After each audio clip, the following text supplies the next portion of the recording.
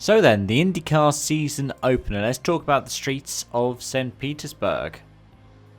And it was cool to see somebody who's watched INDYCAR on and off over the years. I generally just try to make sure that I get the 500 and a couple of other different races. That the guys who I know as being up at the front were, well, up at the front.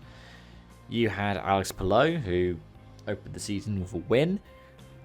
You had, at the same time, the likes of Dixon and Newgarden, who battled away. A nice little Chip Ganassi versus Penske, Honda versus Chevrolet.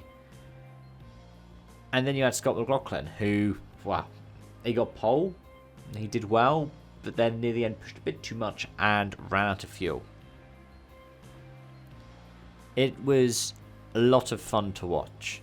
It was strange to see people like, say, Colton Herta so far down the field. He just had a horrible day.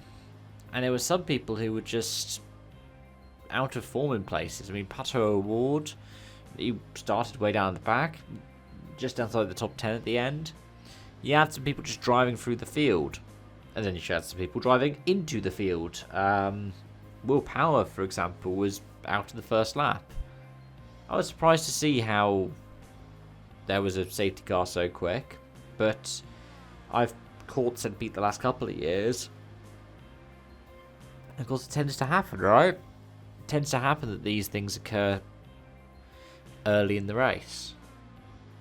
But I'll tell you what I like about it, though, which is that you get to experience it through a different lens when you're looking at it for something like this, for YouTube.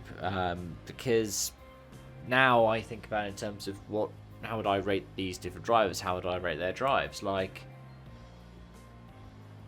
the top four, I found it hard to separate. In the end, the only thing I separated between any of them was Scott McLaughlin not realising the fuel management element of it. Like, none of them had a perfect race. All of them made mistakes at some different point. Palou got the strategy call right, and that put him out in front near the end. But, yeah, it was quite nice to see with... especially, like, the Fox broadcast was pretty good. It's quite consistent across what, for example, I'd expect with NASCAR. Even some of the...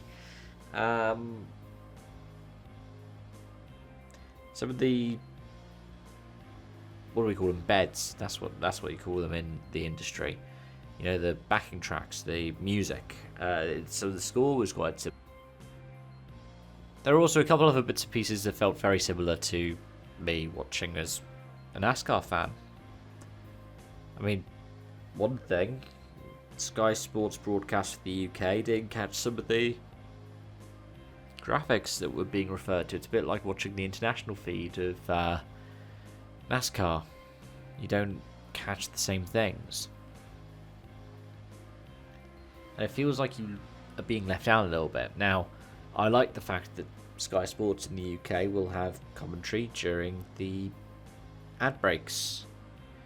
It means you get the whole thing uninterrupted. That's nice. And again, it's one of those things that's nice about following the international feed for NASCAR.